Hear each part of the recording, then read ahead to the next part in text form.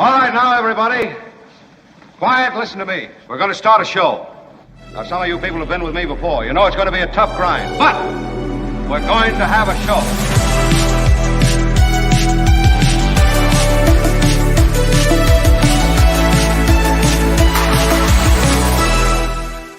And good morning, good afternoon, good evening to everyone who has chosen to join us. And maybe there's some who haven't even chosen. Maybe you just ended up here. It was served to you in some tech way. You never even intended to be here. But maybe it's a happy accident. Wouldn't that be nice? Yeah. So I'm Mark. Kim is with us today, and Kim is our stalwart news person. Kim, how are you? By the way, Kim. Yes. You saw what happened to the people who own a bunch of radio stations in San Francisco now, and in LA, also all across the country. They have declared bankruptcy. I'll have more on that in a second, but we have many friends who fled our station to go there. Yep. Now, actually, bankruptcy protection will probably be good for people who work there, but Tony's here also. Thanks, Tony. Tony, some changes in the studio, the lighting and stuff like that. I don't know how it's all working out. Seems okay Maybe you right can now. give me some real-time feedback, or after the show we can debrief. Yeah. You know, Picture looks good, I think.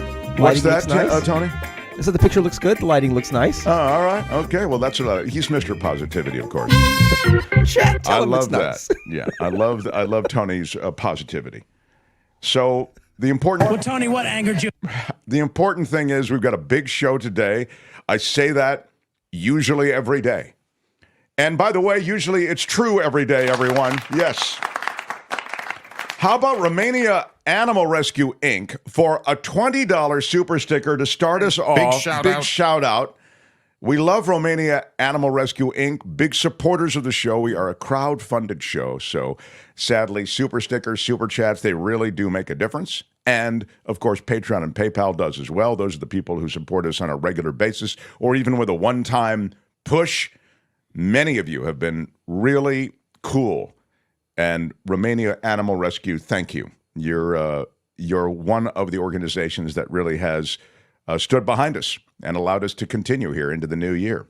There it is. Tony's putting that up. Mark, if you want to be part of the crew, it's themarkthompsonshow.com. And from that website, you can see Patreon, PayPal, you can see the merch.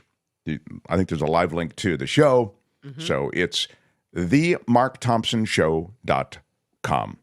That's just to get us started. But I did have The Mark Thompson Show. I did have a sense of what was going to happen today, so I wanted to give you a sense of it as well. Courtney is ill today. She's been struggling. I know, it's not good. I'm actually not happy because she's been very sick, persistent cough, now some congestion, and she doesn't take care of herself, and it bothers me. But she won't be doing her true crime segment. So all you true criminals, you must take a day off today. Are you sure she's sick? I might require proof of life. Yeah, well, you can text her. She's the real. It's pretty brutal. It's pretty brutal. By the way, Kim, have you tweeted about the show being on the air or not? Oh, so now it's my job to tweet. Yeah, it is. In the new year, it's your job. I decline the tweeting being added to my list of responsibilities. Oh, isn't that interesting? Declining the tweet. Noted. I will. I'll keep that in mind. Well, lots of well wishes for Courtney. That's nice, you guys. Yeah, it's definitely a tough spot for her. She should be okay. It's just a cold flu. But speaking of that, you saw the COVID numbers Increasing, right? I mean, really increasing, spiking hugely. It's scary. They're saying this could be the biggest COVID season in terms of infection. Isn't that what you saw, Kim? Yeah. The numbers of people hospitalized are increasing, and they say the trifecta this year is really getting worse after all the holiday gatherings for flu, for RSV, and for COVID all at one time. The They being wastewater test that they do, which is, I suppose, apparently the most accurate way to figure out if a community is being affected by these various illnesses. The wastewater tests are really grim in 10 different states, as it turns out. California being one of them. Anyway, so Happy New Year, everybody. That's The Mark Thompson Show. Let me start with something, and then I'll get to the Alaska Airlines door plug that detached. By the way, this speaks, that's a Stories from the Sky. We have a bunch of it on this Boeing chunk that we'll do. And that speaks to something that I've talked about on this show over and over and over again. And we did it on the radio too, you'll remember. And that's regulatory capture. You know, Boeing has captured the FAA. They're so big. They're not regulated like you would expect a regulatory agency to watchdog an airline. They're just not. But I'll get to that in a moment. I wanted to mention first broadcast news. The largest U.S. radio company, Odyssey, it's Audacy, they filed for bankruptcy protection. The Chapter 11 bankruptcy will, I think that'll help them in the short term, right? It'll help them meet their bottom line. There it is. You see all the different stations that are Odyssey. KNX in Los Angeles, K-Rock, The Wave, K-Earth. Those are all L.A. stations. In San Francisco, I believe KCBS is an Odyssey station, isn't it? That's right. I believe that's true. Yep. It'll allow them, this bankruptcy move, to slash their total debt load by 80% to about $350 million. That's from around $1.9 billion. So as I say, in the short term, it may be like Brett works over at KCBS and Nikki works over at KCBS, and I think Pat Thurston works at KCBS. I mean, these, I think this will help them keep those people on staff. So that's the good news. If you like those people, and I would think you would. Other stations in San Francisco that are Odyssey, KCBS, as you mentioned, 95.7 The Game, which is the sports station, Live 105, which recently came back on the air. Alice at 97.3 and 102.1 Jams. Also something called Channel Q, which I haven't heard of. Channel Q sounds the most intriguing. What's Channel Q? I don't know what that. Adult Can somebody check on Channel Q? What is Channel Q? I want to know. Google it. Somebody Google what Channel Q is. Yeah. Why didn't I think of calling this show Channel Q? It's the American LGBTQ lifestyle talk and EDM top 40 radio network. So they play a lot of house music and it's a lot of LGBTQ stuff? Yeah. I don't know. I mean, doesn't fit my brand, but I could, you got to admit, it's a catchy name, isn't it, Tony? Channel Q? I mean, it's a bit on the nose. Oh, you think that, for them, it's a bit on the nose. Yeah. I don't know. All right. Forget it then. I didn't mean to. But I thought it was clever. All right. Anyway, they are owned, along with those other stations, WFAN and the Sports Radio in New York and 1010 Winds in New York and KCBS, I mentioned. They're all owned by Odyssey, and Odyssey now files for bankruptcy protection. So, The Mark Thompson Show. The state of legacy media is not a good one. We've talked about it before. Television and radio all going the same direction, although I think they're able to morph into certain things that might protect them for a while. And certainly in the short term here, they've sought bankruptcy protection. That's just an old school way of shielding yourself from a lot of the debt that you have. They look like they're reaching a spending deal, even as a shutdown looms. What's the story on that, Kim? House and Senate leaders saying that a spending deal for government funding. This happened yesterday morning, I believe. They made the announcement anyway. It looks like they may make this deal. Yeah, it looks like they may make this deal. At this point, part of the government funding runs out in the next couple of weeks. So it looks like they may have some type of deal that they're touting, but I'm not exactly sure the details of it. So, there are demands on the part of conservatives to, try to leverage stringent immigration and border security demands and to cut back on funding in certain areas. They're really, the Freedom Caucus, the far-right House Freedom Caucus is really leveraging. So this weekend deal, here's what I can tell you in what I understand is Senate Majority Leader Chuck Schumer and Speaker of the House Mike Johnson made this joint announcement of a nearly $1.7 trillion deal. They made this announcement yesterday. The agreement is already facing stiff opposition from conservative House Republicans who are demanding steeper budget cuts. So will it be successful? Unknown. Well, you know, for example, they cut $10 billion out of the IRS budget. I mean, that's, you know, the Democrats conceded to that. So you know what's happening, that the IRS, which is associated, they always spin it as, you know, the IRS coming down on the little guy. And there is some of the IRS coming down on the little guy, but the reality is that the bulk of IRS enforcement, you know, is toward the higher end. That's where the big money is, and that's what the last administration did, was gut those investigators and those enforcement officers. So here we are, the Democrats agreeing to that. That was a key part of the Inflation Reduction Act, the bolstering of the IRS enforcement. Now the Democrats are going to have to concede something on that. Also over the weekend, Elise Stefanik, she's the congressperson from New York.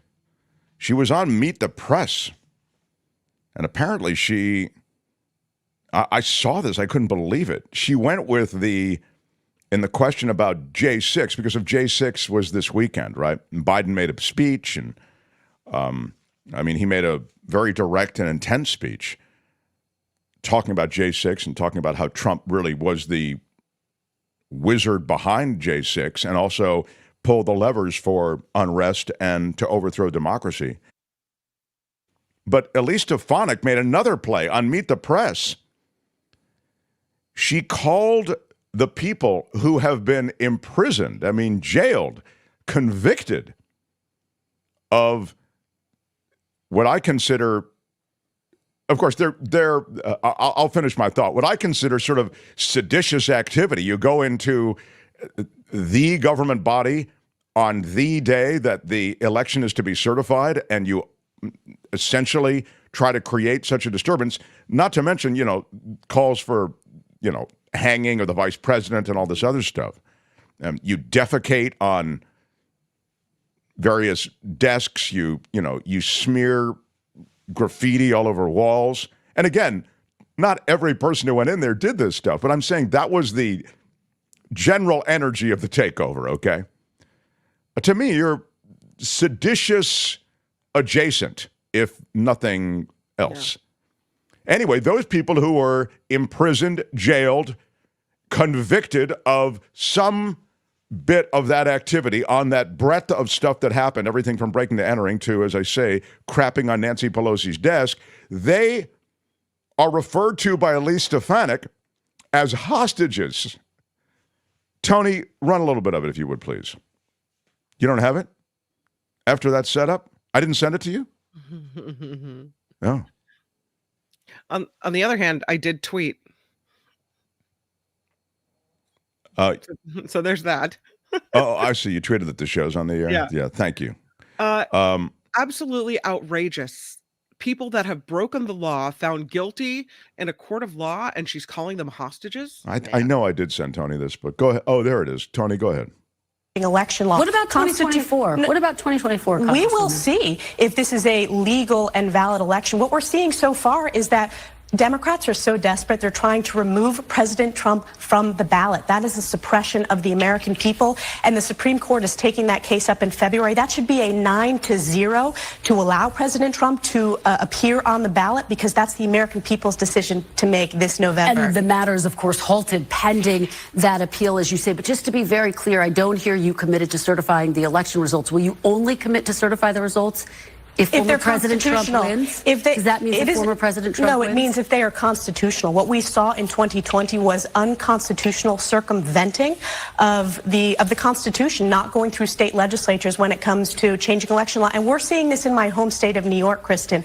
We are seeing Democrats try to steal the election and illegally gerrymander congressional districts that we fairly won and are fair line. So I see this at a very local level, as well as the unconstitutional overreach we saw at the national level in 2020. I want to move on to the university presidents, but Yeah.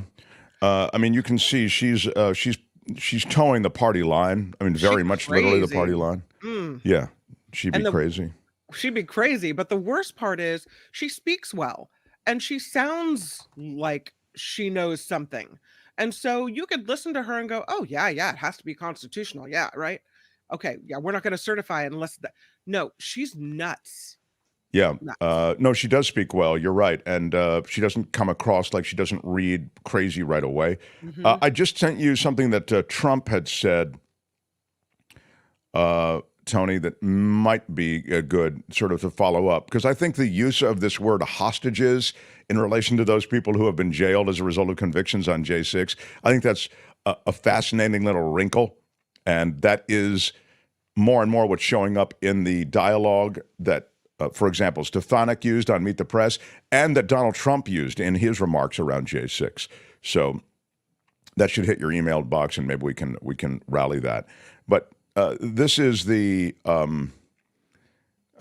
new American politics, sadly, and the idea somehow that you're going to hammer away at elections and then invalidate elections is something that looks to be doing two things. First of all, it's empowering the courts in a big way, right? You're increasingly taking these election disputes to some kind of third party, and those third parties are the courts of the U.S.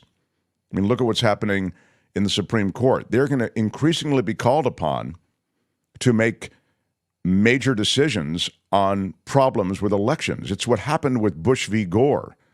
I mean, independent counting of Florida, which was the state in question in Bush v. Gore, and there were a number of different groups that were involved in that counting. They counted all the different ways you could count, with the hanging chads, without the hanging chads, regardless of how you counted.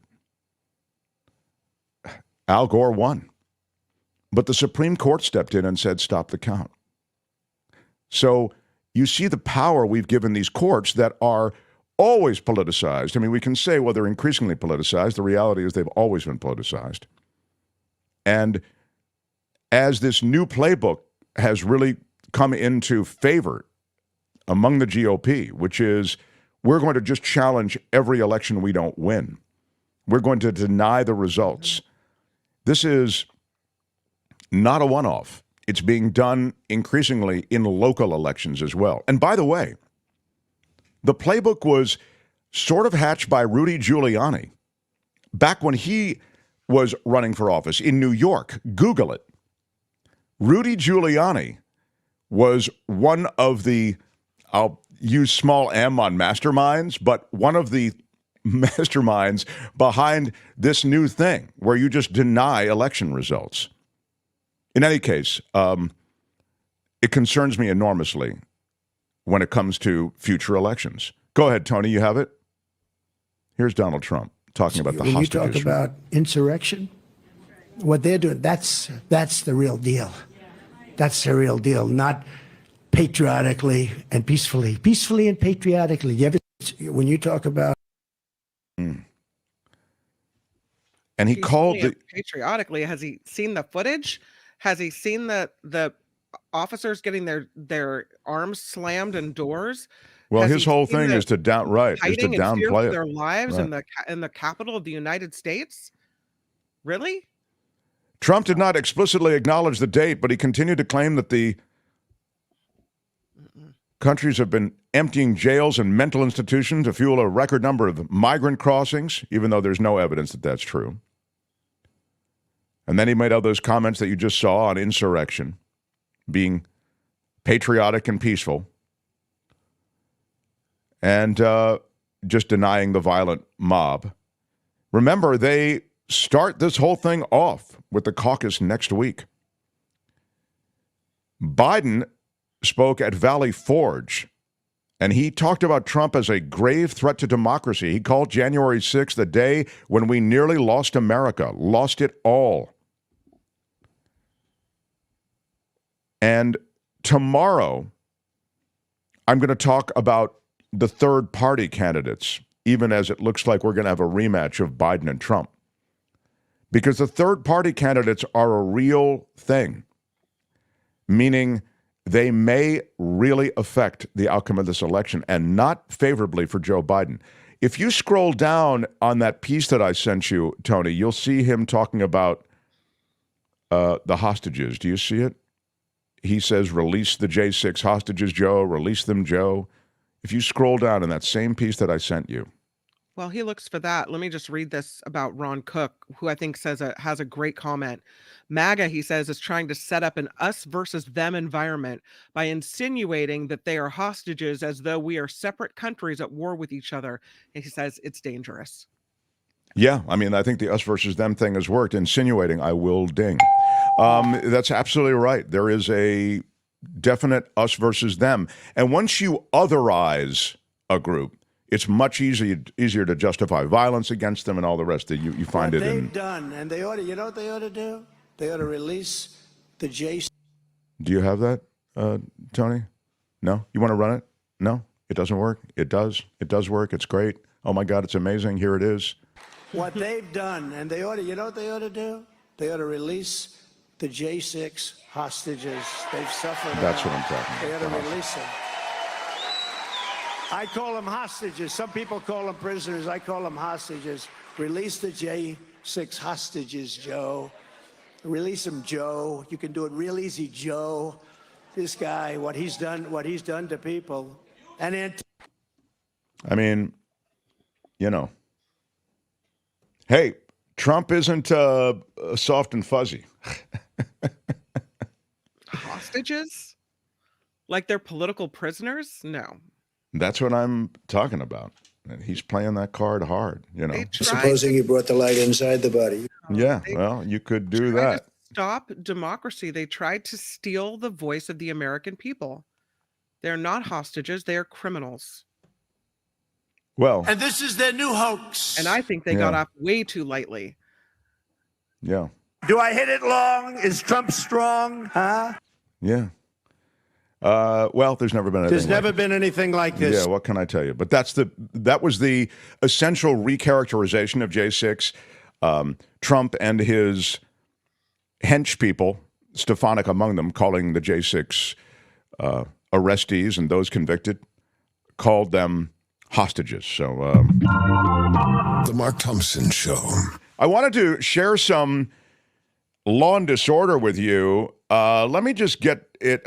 Are you ready to get it on before the? I want to do stories from the sky after Kim's news. Can I do that? It's all about Boeing. Okay. It's So the Mark if you Thompson show, you can do whatever you want. let's do Kim and Tony. Tony's a quiet producer. He's very quiet. Thanks, Tony. Law and disorder. If you're ready to go, I've got some important law and disorder stuff, and it is related to the Capitol riot, among other things. But it's a pretty fat, decent, juicy segment. So without any further delay, this is Law and Disorder. In the criminal justice system, the people, pimps, addicts, thieves, bums, winos, girls who can't keep an address, and men who don't care, are represented by two separate yet equally important groups. A cop, a flatfoot, a bull, a dick, John Law, you're the fuzz, the heat, you're poison, you're trouble, you're bad news. These are their stories. And what a story it is. I will start with one of the more famous J6 rioters, the QAnon shaman, as they called him. That's right. You remember the QAnon shaman. What? Yeah. He was the guy who had that big headpiece.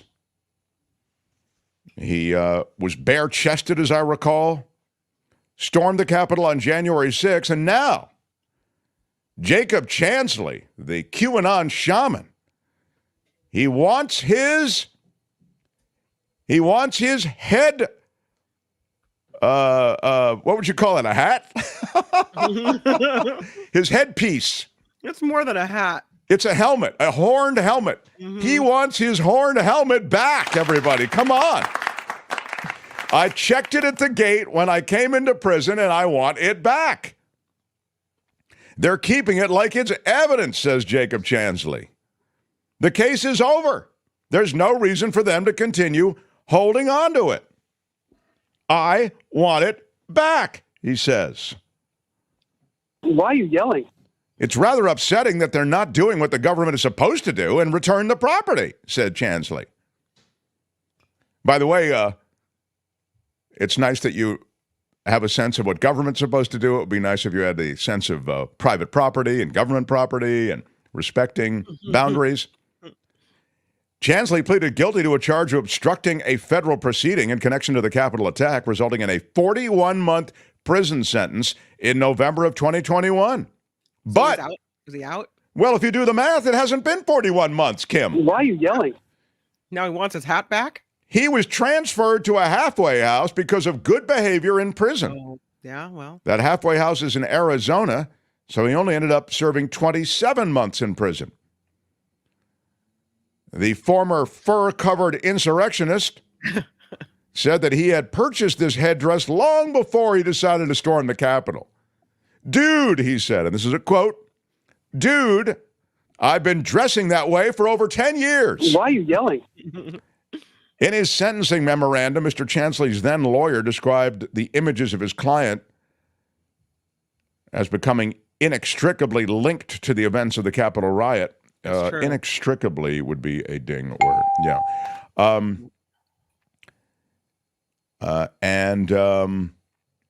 It really shows the level of crazy that happened that day. These are the kind of people that came out. Yeah. The former rioter told journalists that the FBI took the signature headpiece when he turned himself in days after the riot. I had it with me, he said, in the car, and they just took it. They gave my mom the car back shortly after the investigation was over, but they refused to give me my headdress and my staff and my phone and my pants, he said. What's up with that? Where's my staff? And where are my pants? Put up your pants, my man. Pull up those pants. Outrageous. I want my iron rod back. Yeah. The guy had a staff. I had forgotten that. Well, in any case, he still is on the hunt for his hat. There's a big trial in Washington. It's going down, I believe, actually in New York, although the effects of the trial and the central figure in the trial ripple first to Washington. I'm talking about the Wayne LaPierre trial, the executive VP and chief executive officer of the NRA. He and two others who were executives at the NRA will be in court and are being accused of pilfering money from the NRA, but I mean looting the NRA for tens of millions of dollars. They've been looting it for so long that it's allowed a lot of spending on stuff that's a lot of fun, like vacations and spending sprees of like shopping sprees. I mean, LaPierre set himself up with a $17 million contract on top of that. And he was spending money a lot on travel and luxury car services, private flights for himself and his family, $500,000 on 8 trips to the Bahamas over a 3-year span. Now, you may say that it's good that they're nailing this guy. We had this story, by the way, years ago, because this story broke a few years ago. We were still on the radio on KGO, and I remember speaking about it at some length because I was telling you, if you're an NRA member, I just want you to know that's what your money's going toward. So you think it's going to gun rights or attorneys or whatever it may be, it's going to supporting this sick lifestyle of Wayne LaPierre, who is a sick man because he is able to rationalize the death of so many innocent creatures at the hands of these military-grade weapons. And that was one part of it. And you may say, so I don't care, NRA money and followers, why do I care if they're getting in some way duped? Oh, in one way, maybe you don't. But in another way, it's an interesting window into this organization. And the other thing I mentioned to you before, and I think this is really the most important thing, is that the NRA isn't powerful anymore. The NRA may collapse as a result of this, first of all. And the NRA is an organization you used to need the support of if you wanted to achieve any kind of real political momentum, certainly on the right. That's not true anymore. You don't really need the NRA. They don't have money to swear. They used to pour money into local races and national races. They don't do that anymore. You can see all the money's going to, sending Wayne LaPierre, his buddies, and their families on vacations.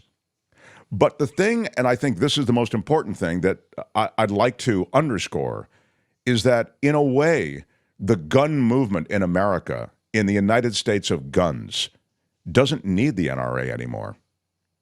The power of that movement has already been baked into the DNA of the U.S. And so now you have almost a popular movement and anger around gun ownership and ownership of these assault weapons. It's crazy. It's out of control. But my point is, this organization, they may be part of the genesis story of that DNA being built into the American populace, but they're not critical to it anymore. So even as Wayne LaPierre goes down, and I'm sure he will, I think they've got a lot of receipts here in this New York case, the death of the NRA is a footnote to the destruction that the NRA has done, because it's already in the DNA now of America, sadly. There is going to be a lot of testimony from other executives at the NRA about LaPierre. And LaPierre has resigned from the organization. So this organization rotting from the top down, but it was a rotten business they were in to begin with. Yeah. Couldn't have happened to a nicer guy. Exactly. That's Law and Disorder for today. Tune in again next time for more Law and Disorder on The Mark Thompson Show. All right, that's it. Let's roll. Hey, let's be careful out there. Actually, I don't know if that's all of Law and Disorder today. We may do Law and Disorder Part 2 if there's time. But I felt, seeing the studio clock, I realized I'm getting a little far behind. I want to try to get to Kim's news. I've got some news out of MAGA land I will get to. And today is a day where we talk animals at the end of the show. Karen Dawn will be by. So all of that still to come. Also, your comments. I did get a couple of emails, and surprise, they were not negative emails. What? I know. They were positive in response to negatives. So I will share some of those as well. Smash the like button if you would, like a boss. Smash it with your iron rod. Smash it with your iron rod. I feel like there's one other thing I wanted. Oh, I know what it was. The Golden Globes. Did anybody watch the Golden Globes? Does anybody watch them anymore? I saw lots of snippets. You did? Okay. How did the Golden Globes, maybe, Tony, you can check this during Kim's news. How did the Golden Globes do ratings-wise? I'm curious if anybody... Google it. There was an NFL game that was the NFL game of the day, probably. Or one of the Dolphins and the Bills. Niners lost in a game that didn't matter. But I'm wondering if that NFL game siphoned off some audience. Anyway, I'll share some quick thoughts about the Golden Globes when we come back. But more to the point, I'll give you kind of a jetliner view of award shows generally, and then we'll move on. All right, smash the like button. Did I say that? Can never say it enough. Rod. Hit us with a thumbs up. Kim's news and we continue. The Mark Thompson Show. The Mark Thompson Show.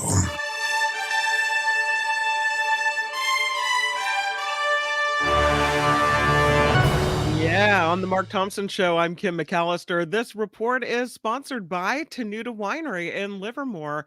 The number 925-699-4576, Tenuta Vineyards in Livermore. American democracy is on the line in the 2024 presidential election. That is what President Biden had to say and stress to the American people today during a campaign stop near the famous Revolutionary War encampment at Valley Forge in Pennsylvania. While marking the 3 years since the attack on the Capitol, President Biden slammed Republican frontrunner Donald Trump and his allies for their attempts to keep Trump in power following his 2020 election loss. President Biden called Trump's actions on the day of the Capitol attack one of the worst derelictions of duty in American history. He added that MAGA voices have abandoned the truth about January 6th, and they have abandoned democracy. Derelictions, I will do. Dereliction's pretty good. Yeah. Yeah, there is a third batch now of unsealed documents related to the Jeffrey Epstein sex trafficking case that have been unsealed. Lots of Trump mentions in this batch. The billionaire allegedly killed himself in 2019 after being charged with sex trafficking in New York, with most of the crimes taking place at his mansion in the U.S. Virgin Islands. The names associated with Epstein over the years allegedly involve American billionaires and some very high-profile politicians as well. A suspected car thief was allegedly live streaming while police pursued him. This is the way of the world now, right? We're live streaming everything. The driver led police through Los Angeles, Riverside, and San Bernardino counties, reaching speeds approaching 140 miles an hour. Late in the chase, the driver of the Dodge Durango SUV let a passenger out. Police quickly arrested him, but the driver eluded officers among the high-rise buildings of downtown LA and has yet to be found. I don't know how you just disappear like that. I like that. That is the way. There are two ways to shake the cops. And this is a pro tip for all of you who plan on, scurrying away from cops. One is what Kim just mentioned. You get into a high-rise building. Two is you go into a mall. Mall parking lots are the perfect place to dump a car. You just run in and now you just blend in. Those are my tips. You don't want to run for the border. You don't want to run into some maybe some housing project, but so I'm going mall or high rise. So that's, I think, where the quality evasions of law enforcement are being done. Yeah. Okay. I hadn't thought of the mall thing. That's pretty good advice. You take off your jacket. Now you're not wearing the same thing. If you have and you can even go into another store, clothing store, and put on a different shirt type thing, buy a shirt. I think you've done a little bit too much law and disorder is what I think. I'll tell you why I've thought about this, because I worked in local news for years, and we're in constant chase mode all the time. Chase.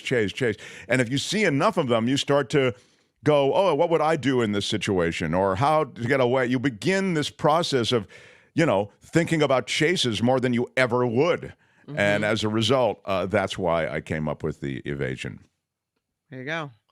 Red flag laws. California lawmakers hoping to bolster the state's red flag law and other statutes intended to prevent gun violence. Democratic state senators Catherine Blake Spear from Encinitas and Nancy Skinner from Berkeley are introducing a bill to do just that. They say Senate Bill 899 would make it easier for California courts to ensure people who are deemed a threat to themselves or others no longer have access to firearms. California Governor Gavin Newsom is declaring a special election for the 20th congressional district seat once held by former Speaker of the House, Kevin McCarthy. So, special election in order to fill that seat. McCarthy, of course, resigned from Congress in late November. The special election in California's Central Valley set to be held May 21st. The winter storm over the weekend brought a foot of new snow to the Sierra. UC Berkeley's thank you. UC Berkeley's Central Sierra Snow Lab reports that as of Monday morning, it received 13.6 inches of snow in the previous 48 hours, just over 25 inches in the last week. The most recent dumping brings the site to 51% of average for this date, and more snow is on the way Tuesday into Wednesday as well. The city of Inglewood in California receiving a $1 billion commitment from the federal government to help build a people mover. This elevated train would connect SoFi Stadium and other nearby venues with Metro's Crenshaw line. Officials estimate the project can be completed in time for the 2028 Los Angeles Summer Olympic Games. So there you go, a people mover. I like it. Well, they're putting their best feet forward for this Kind of like Olympics. in Disneyland, right? Except for real. The 81st Golden Globes are in the books. Celebrities packed the Beverly Hilton Hotel Sunday night to celebrate this year's best films, TV shows, actors, and actresses. Oppenheimer won the Golden Globe for the Best Motion Picture Drama, while Poor Things won for Best Musical or Comedy Motion Picture. Billie Eilish and her brother Phineas accepted an award for their song What I Was Made For, which was listed as Best Original Song for the Barbie movie, while Christopher Nolan won an award for Best Motion Picture Director for Oppenheimer. Some other big wins of the night include Ricky Gervais for Best Performance in a Stand-Up Comedy on Television, and Barbie for the Cinematic and Box Office Achievement. Both were new categories for the Golden Globes. So, Were they there? Was Ricky Gervais there? I don't know if Ricky Gervais was Yeah, there. he wasn't. So. No, he wasn't there. What? Tony, did you find out how they did the Globes? Did they? I couldn't find any overnight ratings. I've been looking. I can't find anything. No, okay. It just pretty much every critic saying it sucked. That's about it. Yeah, well, I will give you the drill down a little bit, and I'll do it quickly when Kim's news ends, and then I'll give you. Then we're going to do some stories from the sky. But I will say, did you see Taylor Swift's dress? She looked great, didn't she? Yeah, it was pretty. Look at that lime green sequence. Wow. Yeah. Pretty. I know girl. she didn't laugh at the joke about her though. No, she didn't. Yeah, it wasn't even that nasty a joke. No. You're just I didn't it just feel wasn't as though very funny. Like we'll have less shots of her than they do at the NFL. Ha ha ha. No, it was just a smile thing. It was just he was feeling nervous. You could tell he was too aware of the room. It's a tepid room, a very hard room. They're not there to laugh. It's not a comedy club, and the poor guy, I felt for him a bit, but I also felt he didn't do so badly. I mean, I really, so Joe Coy is his name, and I thought he was okay. But he did, I think when it didn't get a big response in the room, he kind of reacted to it with the don't blame me, blame the writers or whatever it was. I thought that was a little bit, but I just got this job 10 days ago, so give me a break. I thought that was pretty funny, actually. You know what I mean? So I don't know. I didn't know that. All right, well, I'll share my comments about Bill Hader and others and Ali Wong until after Kim's news. Go ahead, Kim. Well, I just want to tell you that this report is sponsored by Tenuta Vineyards in Livermore. You, too, can get your 10% off of the most amazing wines and experiences up at Tenuta Vineyards by calling the fine folks at Tenuta, Nancy and Rich, at 925-699-4576. That's 925-699-4576. And all you have to do is say, smash it with your iron rod. Yeah. Boom. Get He your is, 10% off and I think, done. yeah. Smashed it with your iron rod. Rich is, I think, going into getting some surgery. So I'm hoping that so they're still running, of course, Tenuta, but we're all thinking of him. Yeah, we're all thinking of him. He's the real thing. He's just terrific. So if you ever get a chance to get by Tenuta, you'll get a chance to meet him. But you can call there, get the discount, and order some wine, and you'll talk to Rich as well. So. And they have, by the way, great facilities for parties and conferences out there as well. By the way, I just to underscore this, because it's not just a sponsor, I am a consumer, and I don't remember whether I got a discount or not, to be honest. I may have to go back and check my records, but I bought a bunch of Tenuta, both the sparkling wine, I bought my Mark Thompson, Why Are You Yelling Red? What'd you think of the sparkling? I loved it, and it's so funny you asked this. I just poured 2 bottles of it during a meeting I was having. What? Why wasn't I invited?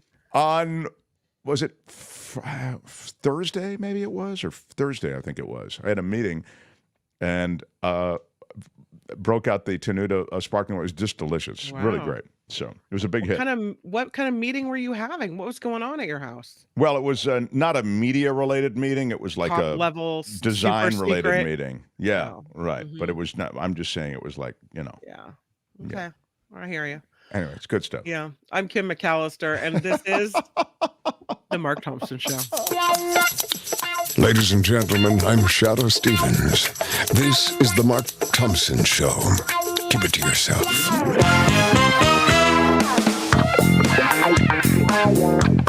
Who's Mark Thompson? Yeah, I am right here. All the shimmer of the Golden Globes has begun to settle. Look, it's very hard to host the Golden Globes. As I said, it's a tepid room at best. I thought that guy, Joe Coy, he's very funny, and I thought he did okay. He's getting savaged in social media and by critics. But I didn't feel he was bad. I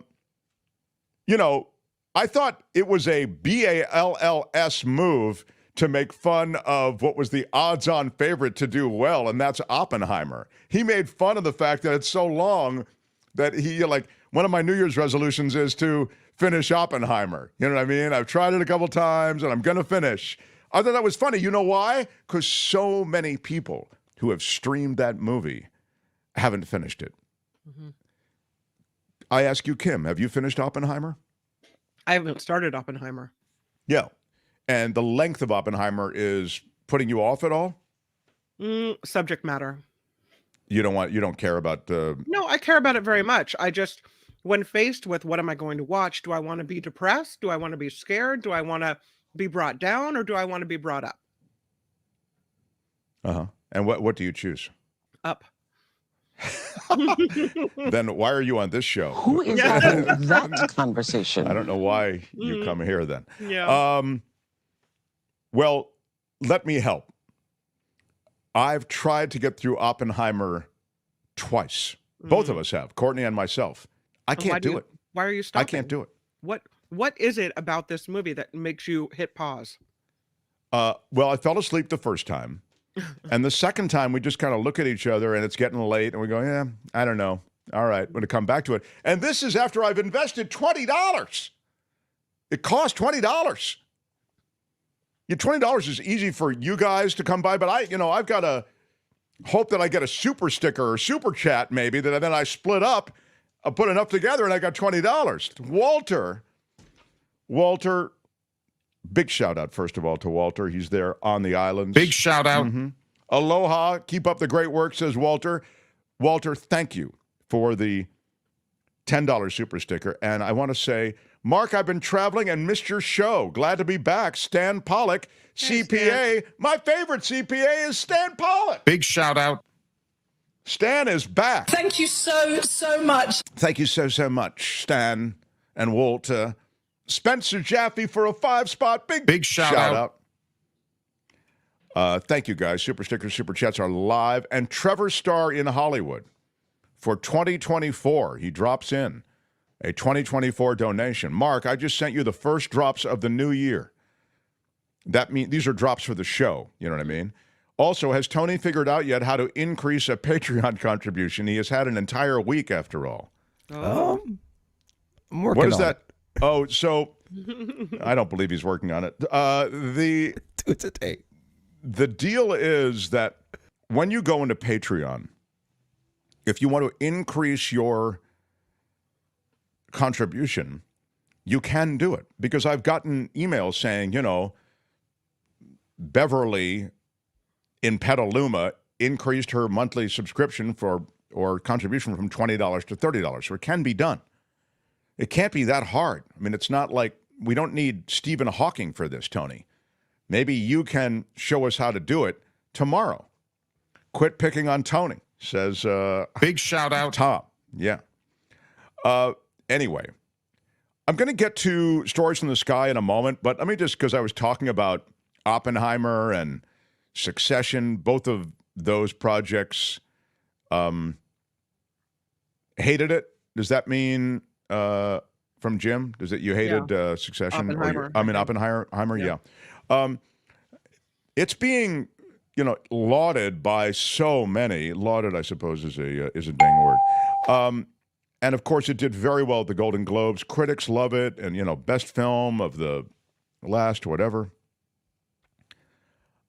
I'm just being honest. We had trouble getting through it, and I found it to be a bit self-indulgent, and I found the dialogue to be a bit stilted, like not conversational.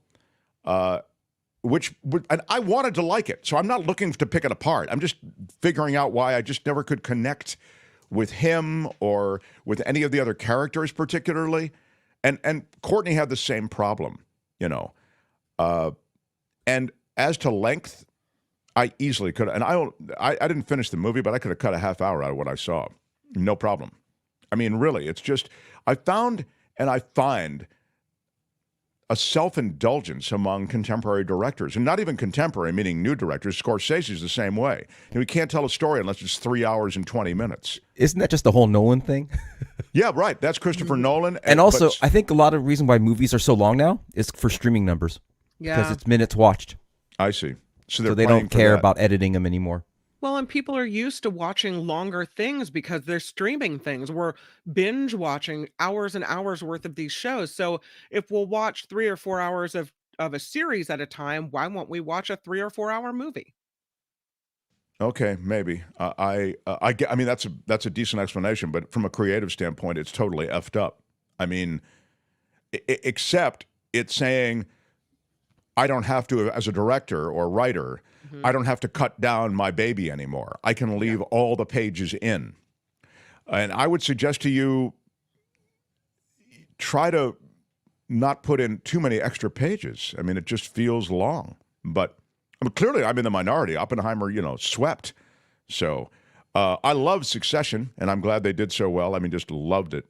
I guess The Bear and Beef did really well. And that Ali Wong, I guess her and Bill Hader are an item, huh? They've been together for a while. A year, looks like. Yeah. It was a very private relationship, apparently. But now Ali Wong and boyfriend Bill Hader, an item. And I thought the Why We Need Writers was kind of funny, where they put it into... was it Chat GPT? It was very fun. That was, I mean, as clips go, if you find that.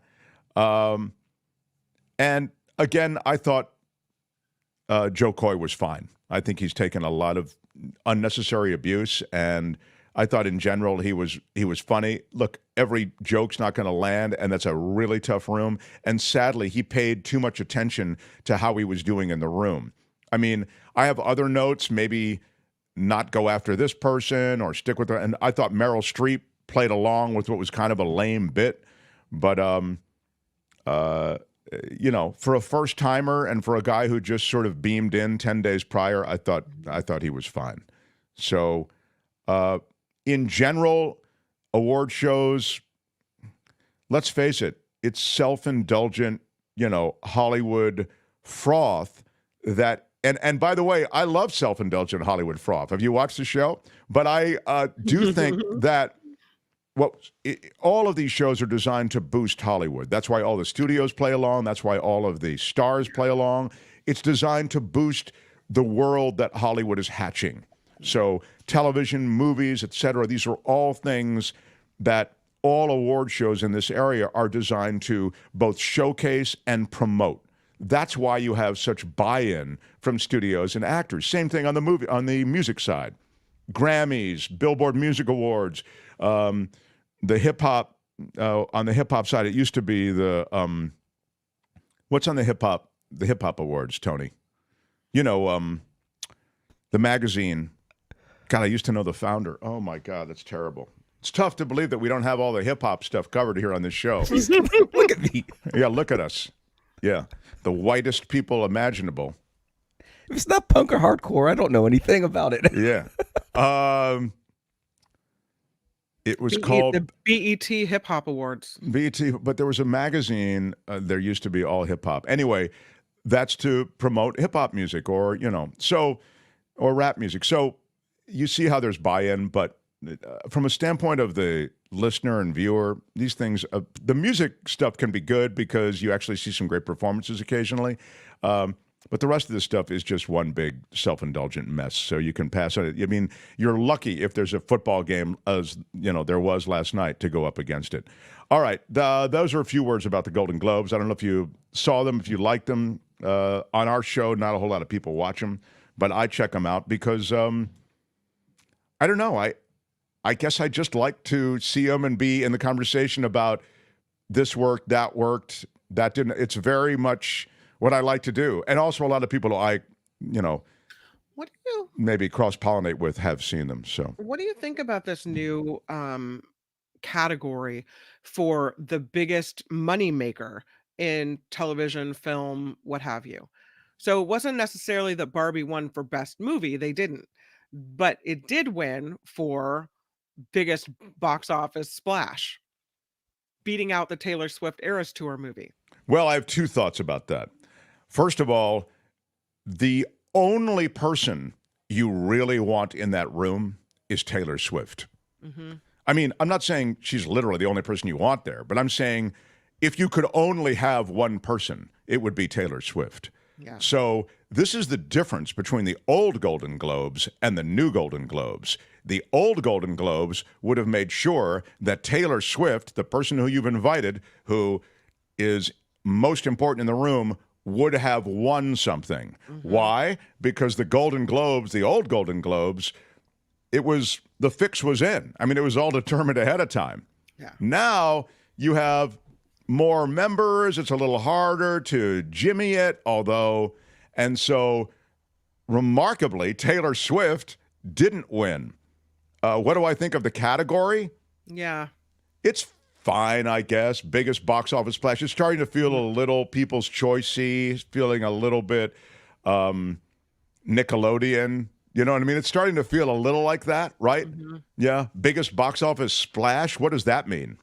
The category mean? is for movies that are the year's highest earning and or most viewed. So what does that mean? They put them all in a category and they decide which one was best? Which one made the most money? Which one had more people see it? Yeah. Well, Taylor Swift, didn't she beat Barbie or not? No, Barbie won that award. No, But I won the will say award, but Taylor is Swift's it done based on movie- box office receipts or not? I think it is based on box office receipts, but also cinematic and box office achievement. I see. So, but Taylor Swift's movie was only playing because she wanted it only to play Thursday through the weekend. So I see. Part of the week it was not available to be seen. So I don't know if they took that into consideration or whether it was just like which made the most money overall. I don't know. But was it also Taylor Swift's movie done directly with the theaters, bypassing the studio system? Yes, it was. Mm-hmm. Yeah. Why you didn't win during the studio award? How about that? Great call, Tony. Mm-hmm. Great call. Yeah, the reality is that these award shows are morphing in different ways to try to get audience. So that's what I'm curious with you. I can't find it either, though, Tony, the numbers. So I know we'll have them. Probably Kim will have them tomorrow, but I don't see Maybe what it's the not overnight out is. yet. Yeah. Yeah, I don't think there was no overnights that I could see, and then they'll be adjusted anyway. So, and I think it was like on Paramount Plus, so they can hide it in streaming numbers. So, yeah. All right, that's a word about the Golden Globes. I want to quickly mention also that The Mark Thompson Show. Karen Dawn's coming up with animal news at the end of the show, but right now I think one of the big stories of the weekend, it's chilling. It occurred in the skies over the U.S. Here it is. This is Stories from the Sky. We have clearance, Clarence. Roger. What's our vector, Victor? Enough is enough! I have had it with these monkey-fighting snakes on this Monday to Friday plane! Everybody strap in! Well, this Alaska Airlines plane had a panel blow out at 16,000 feet because of a plug door that was detaching. It could have been tragic if the two nearest seats to that door were occupied. 7 of the 178 seats on board were empty. And 2 of those empty seats were next to the missing door. Thank God. It's a remarkable twist of fate and of good luck. Tony, here's what Tony will run for you the situation on board, what it looked like.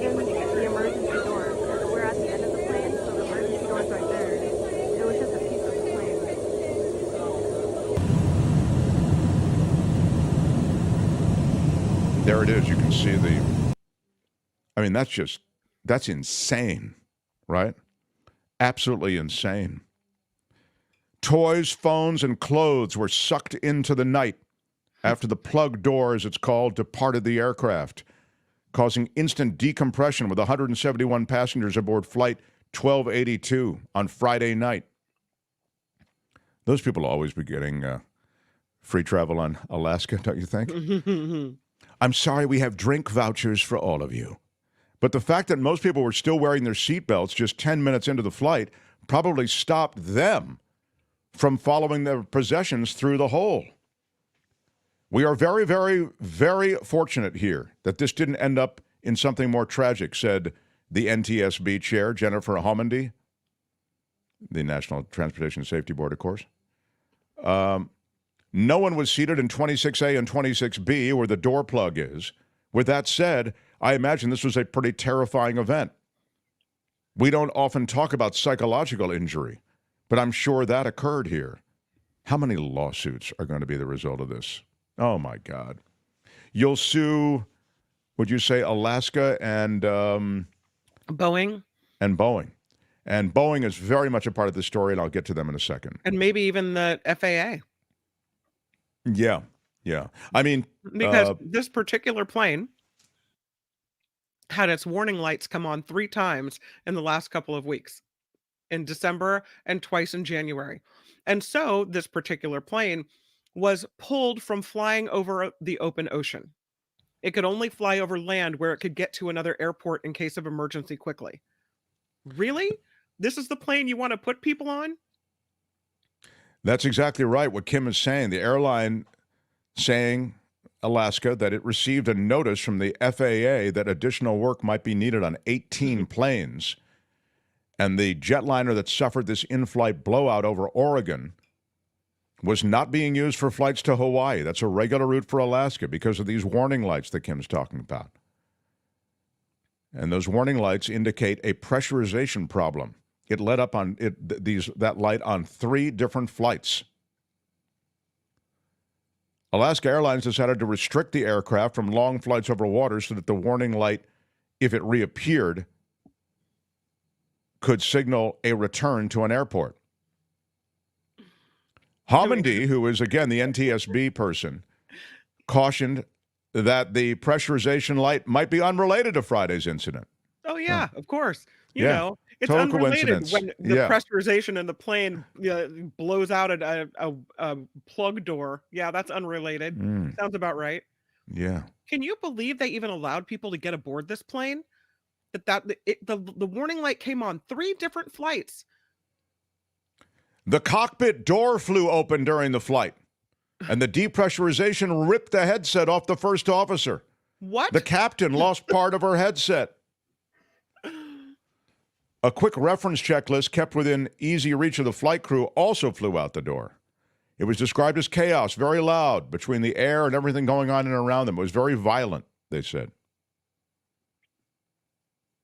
This is not the end, because Boeing, with these Max 7s, many of them have been grounded as a result of this.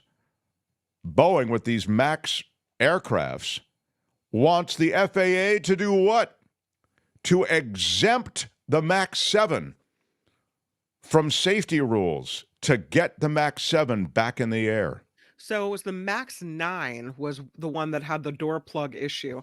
The Max 7 is the smallest of their jetliners, and it's so far uncertified. But listen, if you have one problem on a Max jet, then it doesn't matter what it's a 9, is it a 7, whatever it is. Safety, you don't exempt safety rules. Well, here's the deal. Tony's got up for you the Max 7 and the Max 10 and the Max 9. There's a diagram on those who are just listening. We're just showing a diagram on YouTube. But here is the deal on the specifics on this Max 7. Boeing is asking for an exemption from key standards of the 737 MAX 7. That's the still uncertified smallest member of Boeing's newest jet family. Okay, as Kim says, there's the 9 and the 10. Mm-hmm. Because early models of the MAX currently flying passengers in the U.S. have had to limit use of the jet's anti-ice system.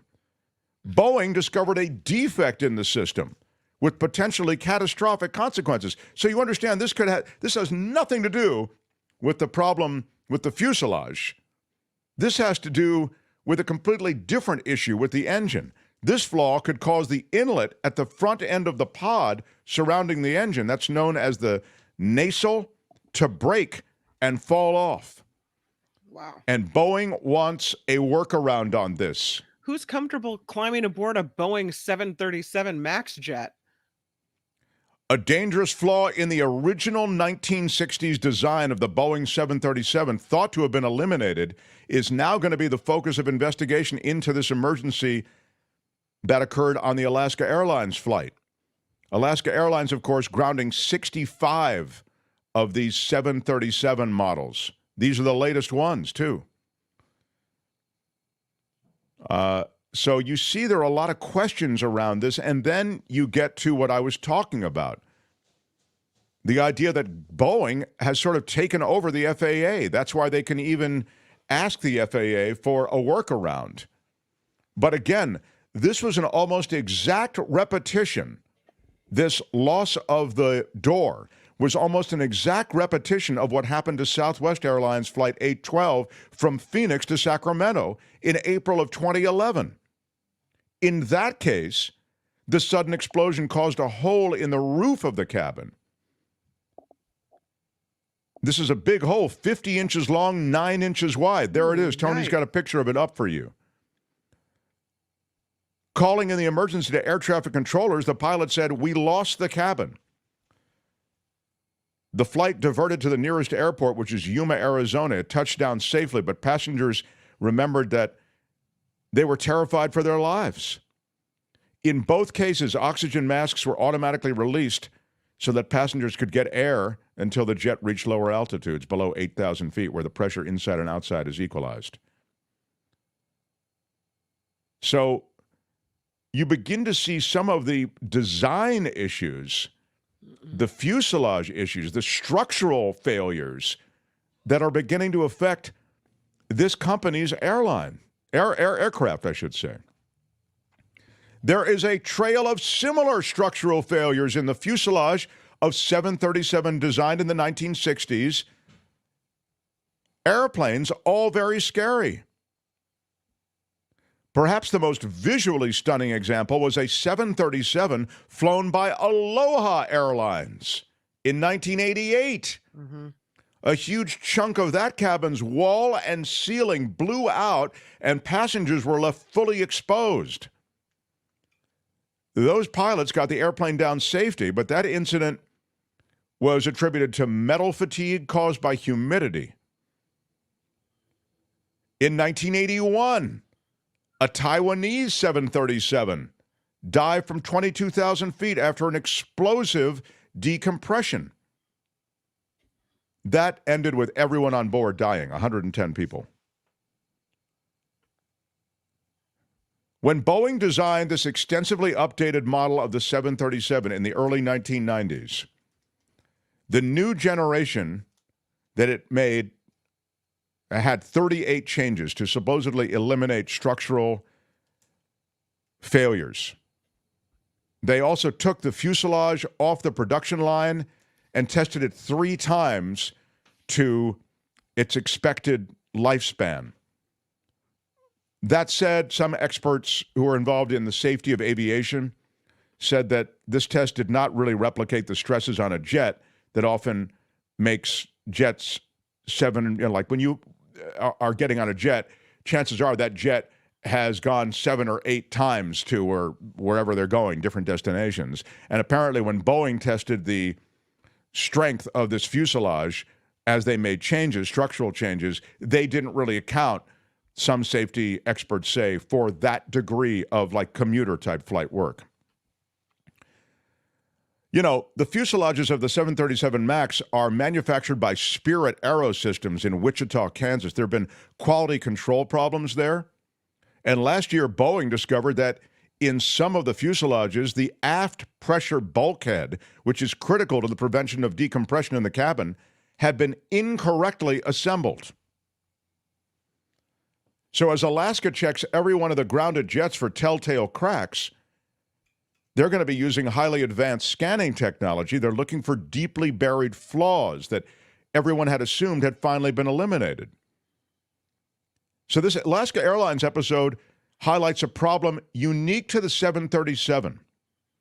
How to carry forward engineering from the analog age in an airplane that is, in other major respects, of this era, when avionics and other things related to aviation have been vastly transformed and have created more efficient and more powerful engines. Essentially, you're slapping old school technology with new school technology and hoping it survives. The 2 737 MAX crashes that killed all those people, that was the problem, right? It was a software that they had introduced into the flight control, right? That's new school technology into old school technology. Mm-hmm. The 737's relatively cramped flight deck is crammed with new avionic aids, but still requires hand-on muscle power in some situations.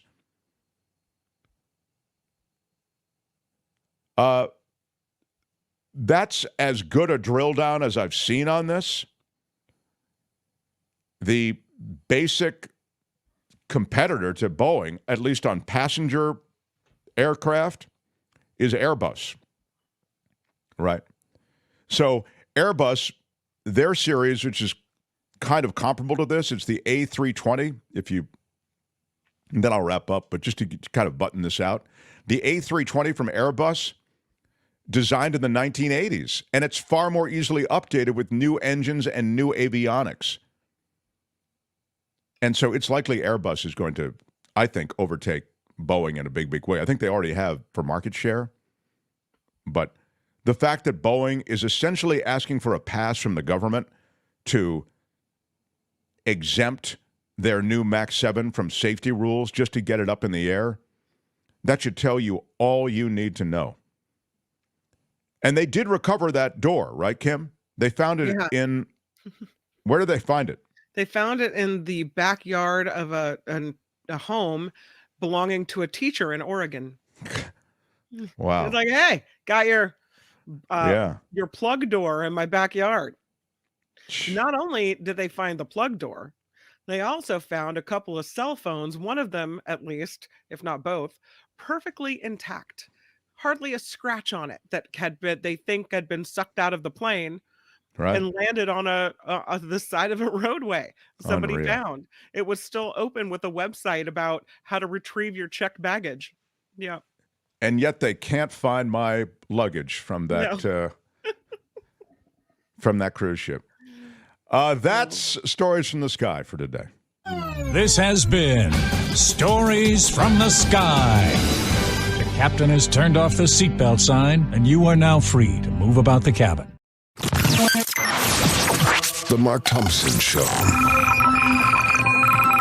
We ask so little of you, but I would love for you to share this show with the little share arrow.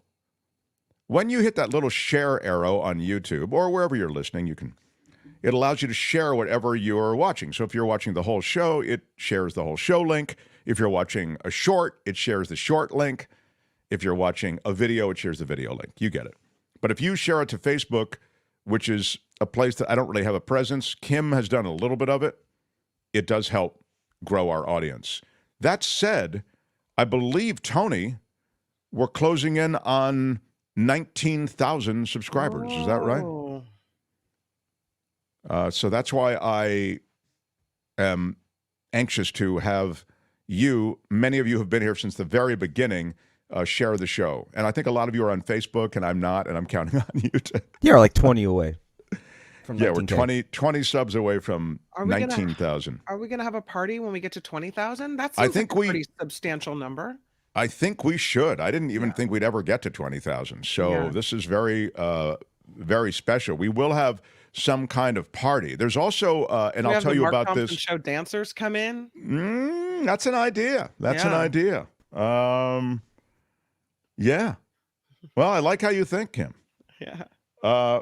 I will share with you plans, and later this week I'll share the plans for a meet and greet, the first meet and greet of the new year. And it's going to be fun because it's going to be a game night. It's not going to be just hang out. Okay. It's going to be a game night. So I'll share more details on that later in the week. But for now, I just would love it if you could share the show. That would help enormously. I think help build our footprint. So Lee Hammer used to do a staff meeting on Zoom during the pandemic. He would do bingo. And now, since he doesn't have a lot going on, maybe we can get Hammer to come host a Mark Thompson Show bingo tournament. No. I don't know. That was very inappropriate. I know she likes to throw in on that. I don't know. It's all right. Maybe Not super Kim. busy right now. That's all I'm saying. Yeah, Kim, how are you? Maybe we could find something else for him to do. Okay. I don't see a bingo tournament in my future, to be honest. Maybe we'll do a bingo night. You can run it. Tell me how it goes With prizes? Yeah, I would say that's awesome, but that's not awesome. I just am saying, yeah, maybe with prizes. We will do a game night though. But I like how you think, Kim. Yeah. I mean, keep them coming. Kim, how are you? Yeah, keep the ideas coming. Smash the like button for Smash Kim it and her with bingo your night iron rod. and Kim's news, and then we continue. Chit, chit, chit. Chit, chit, chit. Mark Thompson Show. Hey, which one do you use? Mark Thompson? Use Mark Thompson. The Mark Thompson Show.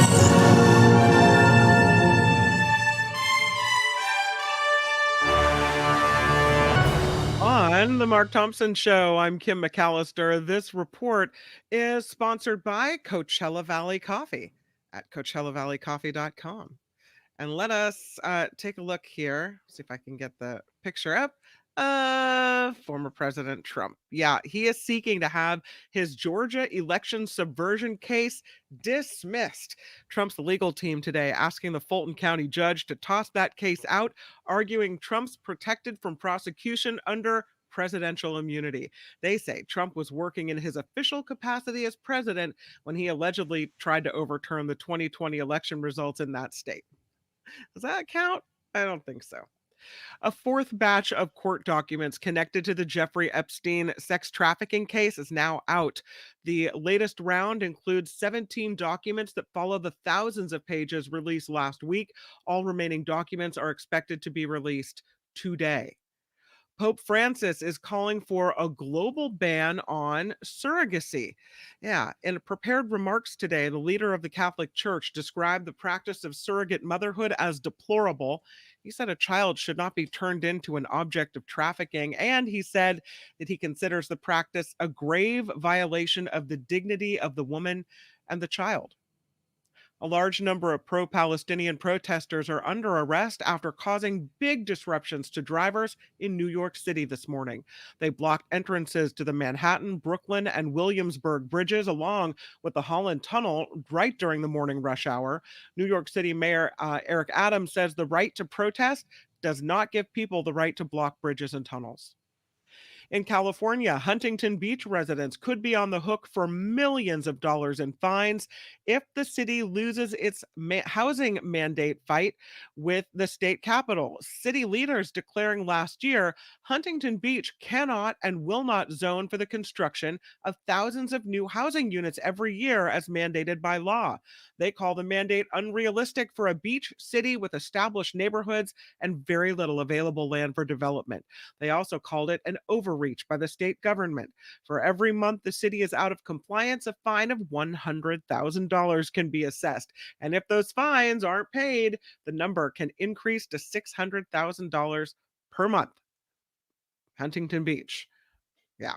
That will change life there in a big I way. mean, yeah, not only if they have to pay up because then the city has no money, but also if they have to put up these houses, Yeah. these multi-unit housing in an area where they say there's no room for them. I don't know how that works out. Yeah. California's mountain lion population is smaller than once thought. According to the first comprehensive estimate, the total number is somewhere between 3,200 and 4,500 big cats in the state, thousands fewer than in the last survey. The previous estimate was about 6,000. Humans consider the greatest threat to mountain lions' survival. According to scientists behind the study, nearly 40 million people live near or within a mountain lion habitat. An autonomous vehicle company is getting ready to put its foot further on the pedal.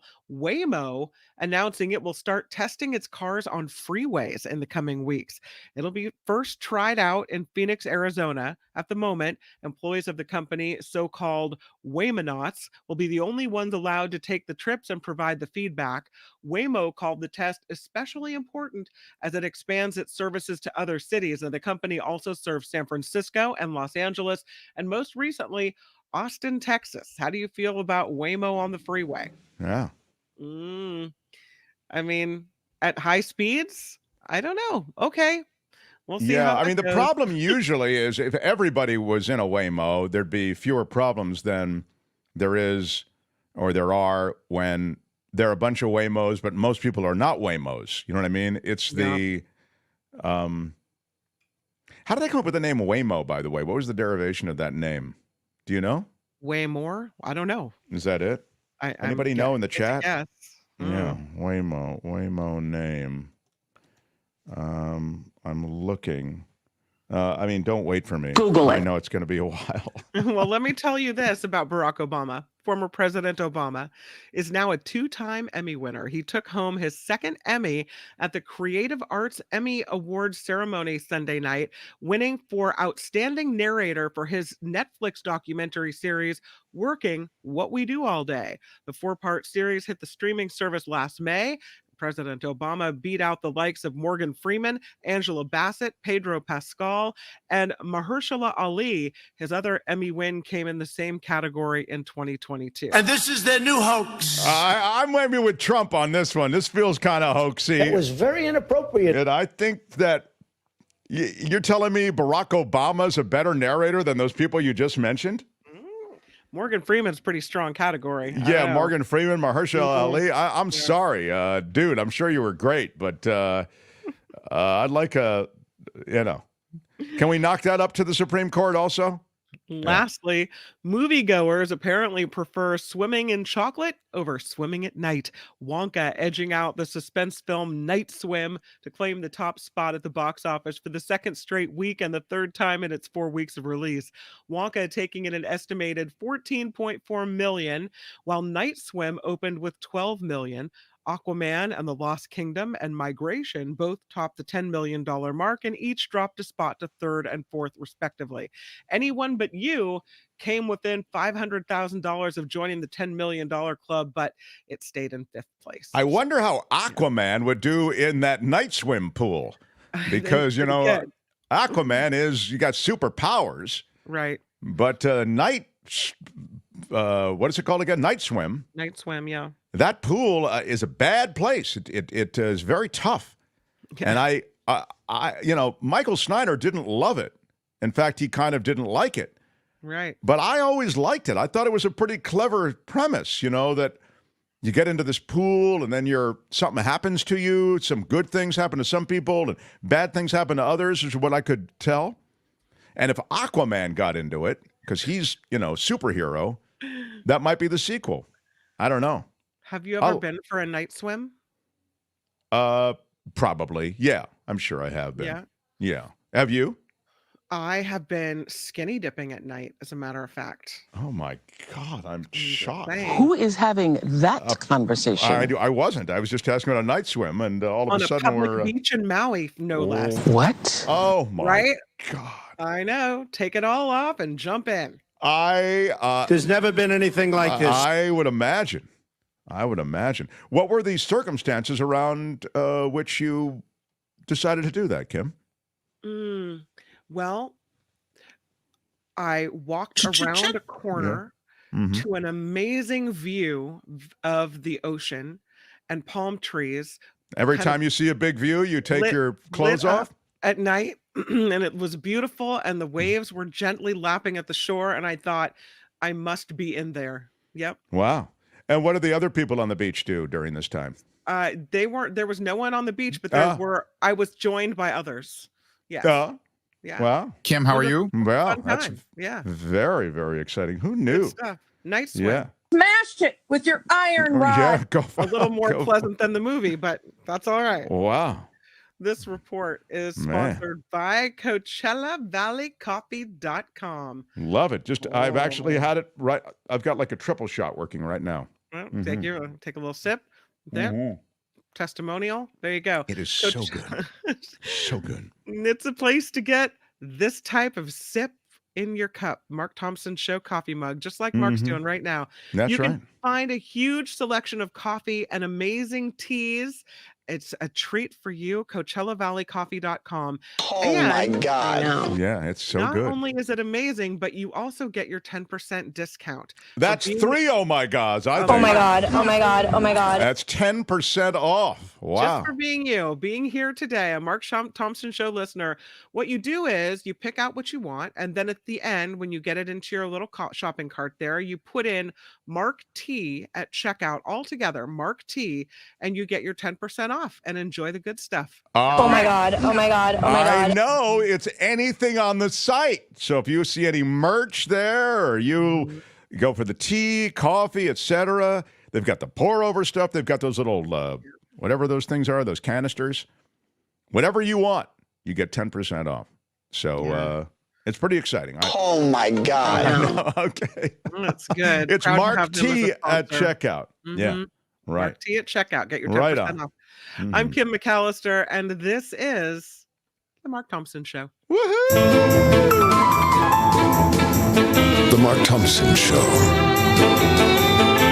My wife wants some vegetables for crude day. I was a basketball referee. Feels great, baby. Use Mark Thompson. It's unbelievably offensive. What he's got going here is a situation. I was fortunate. Everyone I worked with made me better at my job. You are a cover-up artist, and you are a liar. Yeah. I'm excited. It is a Monday as we're doing this show right now. I don't know when you're listening or when you're seeing, but it is a Monday. Now, I will tell you that I asked the question, how did Waymo get its name? And I still haven't received appropriate answers, although I will tell you the history of the naming. It came out of Stanford, you know. We came out of the Bay Area originally. That's why I mentioned Stanford, because we love the Bay Area. So Google started this and called it Waymo. And I don't see any it was renamed Waymo, but I don't see how and why it was named Waymo. So if anybody knows, please send me an email. themarkthompsonshow@gmail.com. themarkthompsonshow@gmail.com. Hang on a second. Renamed Waymo. Named after the video game in World of Warcraft. Come on, Tony. How could you not have that, Tony? That is you, baby. Thanks, Tony. Maybe, yeah. Waymo Carcraft is a virtual world where Waymo can simulate driving conditions. The simulator was named after the video game World of Warcraft.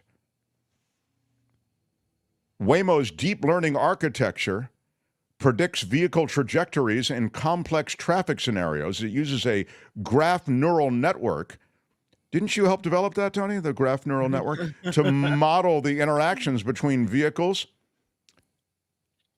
and then provide state-of-the-art performance on several benchmark data sets for trajectory prediction? Oh. So I think its name came out of Waymo Carcraft, which is the video game from World of Warcraft. I believe that's right.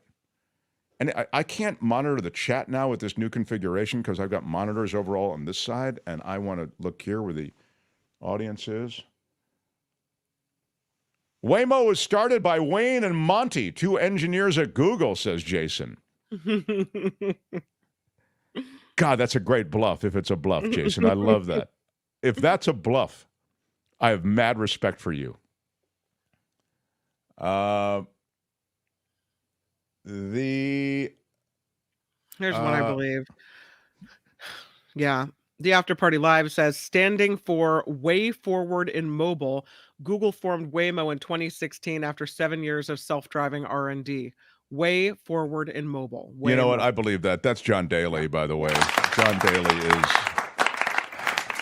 he does step up. He does step up. And I believe he does know that. Thank you, John, for that. Fabulous producer. Fabulous producer, John Daly. Yeah. So he's interesting. Thank you. Thank you, everybody. And thank you, Jason, for the bluff of the day with the Wayne and Morty. That was very strong. Pretty good. All right. The Mark Thompson Show. Tony, I have something for the MAGA followers. You know, all of you MAGA followers, you'll appreciate this from the ex-Trump press secretary. She's saying, Stephanie Grisham's her name. You'll know her because she shows up on cable. She was inside the belly of the beast, you see.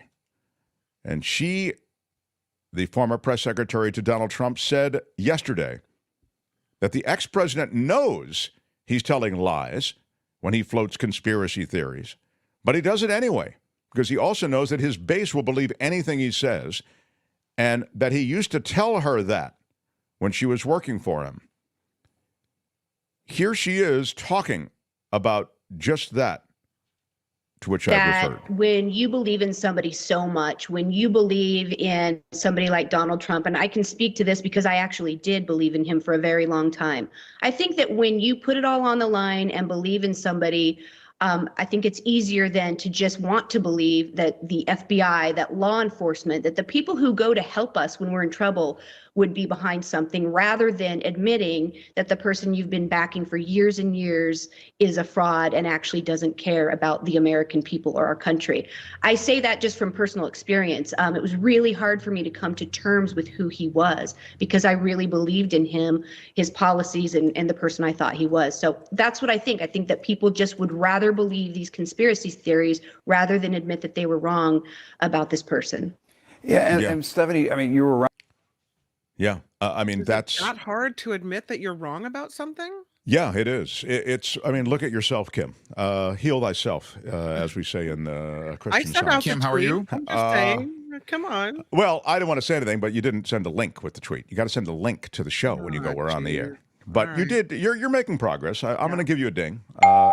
The reality is, though, there's a lot of ego that's tied up in our positions about any number of things. I mean, think about yourself, not you, Kim, but all of us, how reluctant we are to let go of certain long-held beliefs. Yeah. I mean, regardless of what evidence you're shown. And so this is sort of very consistent with that. There's more, Tony?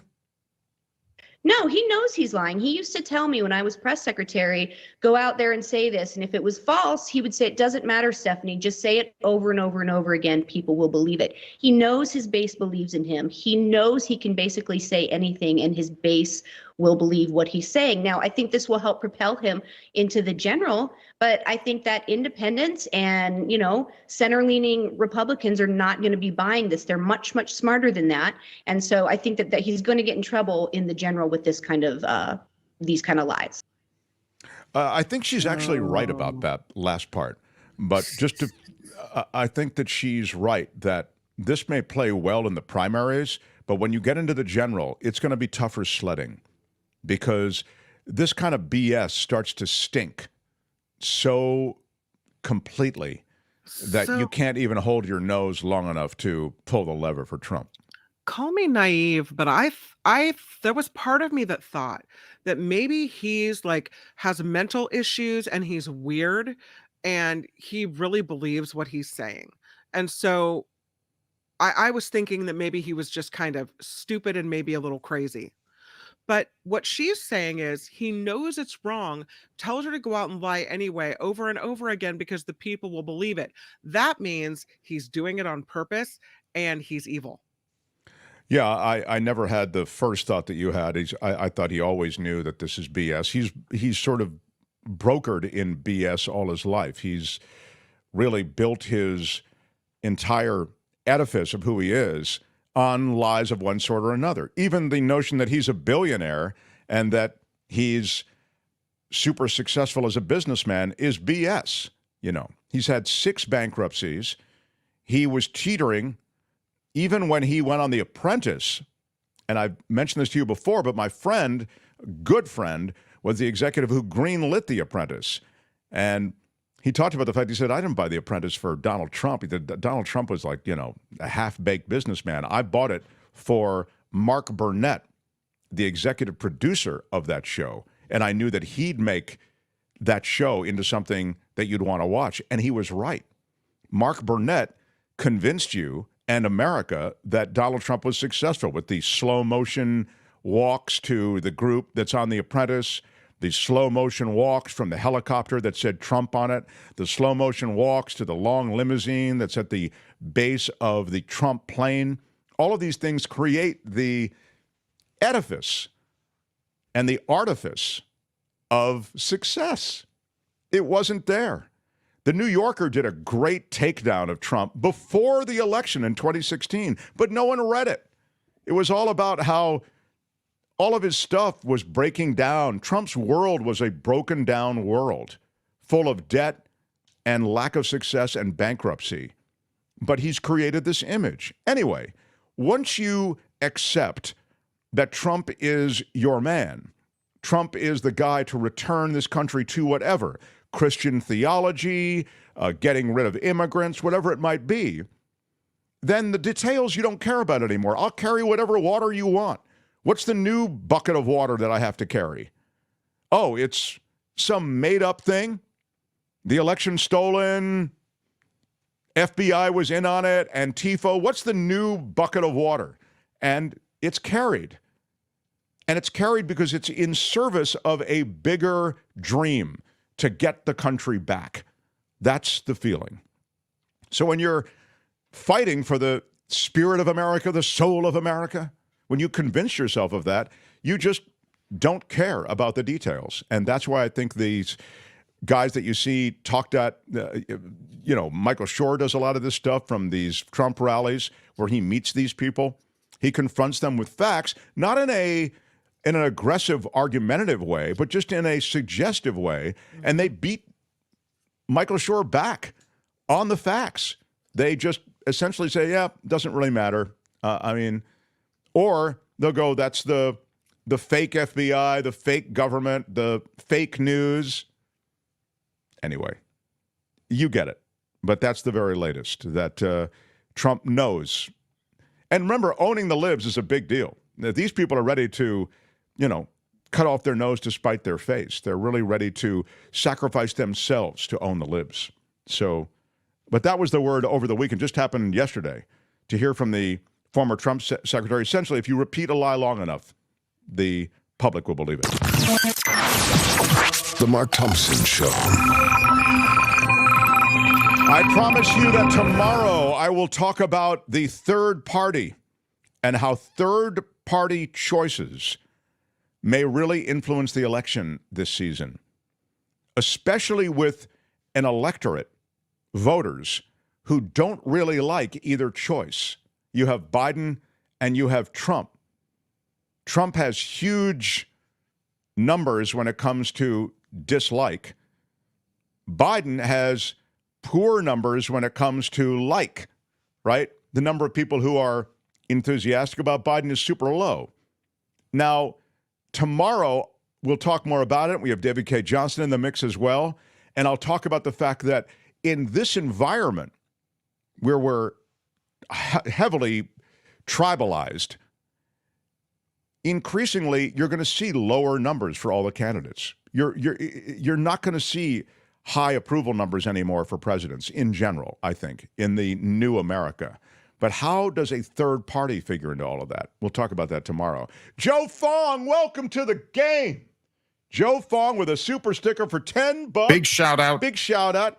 In fact, thank you so much. Thank you so much. Thank you so much. By the way, Thank you so much. that thank you so much woman was at the Golden Globes last night. So in a way, I was rooting for her just so she could get up on stage and say what she says on this show all the time. Thank you so much. Thank you so much. Without any further delay, I want to get to something we do on Mondays. We talk about animals. Now, a word about animals on the Mark Thompson Show. I mean, I like animals, you like animals, and we are animals after all. How about Karen Dawn? Look at you, Karen Dawn. How are you? It's so good to be back with you. Happy New Year. Thank you. Thank you very much. It's nice to have you back. Tell me about what happens is Karen says, I'm going to touch on these various stories. And when I saw cats mentioned in your list, I think cats get a bad rap. I love cats. And we have cats. I also love dogs. Don't get me wrong. But I always feel like cats get a, I don't know, bum rap. People go, I'm a dog person. I'm not a cat person. And there's more hate for some reason about cats. And I think they're the most lovable, wondrous creatures. So tell me the latest news out of the cat world.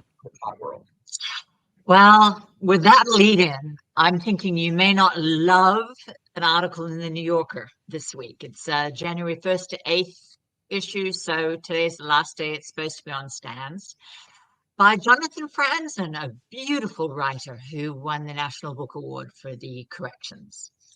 And he's written an article, The Cats of LA, and it looks at the problem of the cat overpopulation situation as it relates to outdoor cats. He looks at the trap, neuter, and release efforts. And Jonathan Franzen's a bird person. So he's not so much a cat person. But what I love about the article is that he follows a couple of women around who do trap, neuter, and release, who clearly love cats. It's not an anti-cat article. It's just looking at a real issue here. And, you know, in our movement, Mark, in the animal rights movement, they call cats the third rail because nobody wants to talk about this. The fact that cats are obligate carnivores, which can make having them problematic for animal rights people, but particularly means letting them roam outside does cause problems. And I loved the article. Now, I'm unusual in that I mean, I'm not a cat person or a dog person. I have dogs, and it is because of that obligate carnivore cats reason. I really love cats, but I do think we have a real issue with letting them roam. They kill millions of birds per year. And if you also love birds and you also love wildlife, then you know you have an issue. And this is the point, though. I don't mean to cut you off, but I do want to. When you say so, when we open, we let them out, we have issues. That's the issue, that they're killing a lot of birds. I just want to make sure that everybody is following. Yes. Well, some people are worried that they're going to get killed as well. Cats get killed when we let them out. I personally think, you know, you have to think about quality of life, and I don't see a lot of dead cats by the side of the road. So I think it's less of a quality. I think them getting killed is less of a worry. They kill a lot of birds and other small animals, some of whom some people are happy to see killed and others not so much. But generally the solution that people explore is trap, neuter, and release. These people they trap these cats, they spay or neuter them, and they call it neuter, and I'll talk about that at a moment. That spay is actually far more important. And then they release them back where they found them, because they say if they remove them, other cats will just come in. And they say that if they look after the colonies this way, it keeps the numbers under control.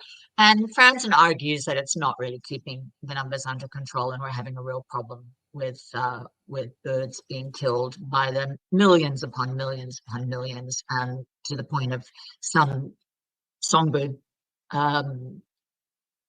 species looking at possibly going extinct, and that's thanks to cats. So that's what the article's about. And he suggests... Well, that's kind of a big is, deal. well, I wouldn't skip over that last part. You're telling me that there are songbirds that are going extinct because of cats? Or are you saying that that's what the article says? Or are you saying that there's disagreement about that? Says, okay, so we don't... Is that the case or not?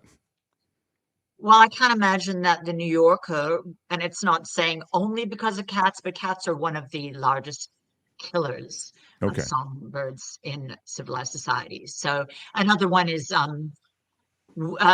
windows. They slam into windows, and that's why it's it's very important to think about that when skyscrapers are being built. But cats are absolutely a major contributor to songbird extinction.